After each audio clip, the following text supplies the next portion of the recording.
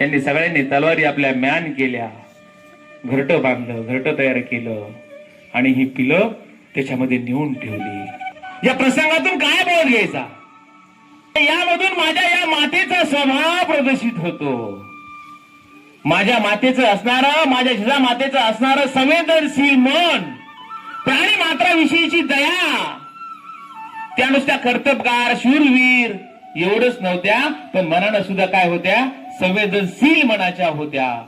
त्यांनी ही शिकवण शिवाजी महाराजांना पहिल्यापासून दिली. नुसतं लढायचं, कापायचं, मारायचं हे नाही शिकवलं, प्राणी मात्रावर दया करण्याचं पण माझ्या मातेनं काय केलं? शिवाजी महाराजांना पहिल्यापासून ते संस्कार दिले. म्हणून माझे शिवाजी महाराज काय झाले? थोर घडले. त्यामुळे मग ते सगळ्या जनतेचा विचार करणारे, लहान लहान गोर गरीब मावळ्यांचा विचार करणारे, प्राणी मात्रावर दया करणारे असे माझे शिवाजी महाराज घडले. ते माझ्या या राजमातेच्या संस्कारामुळे घडले.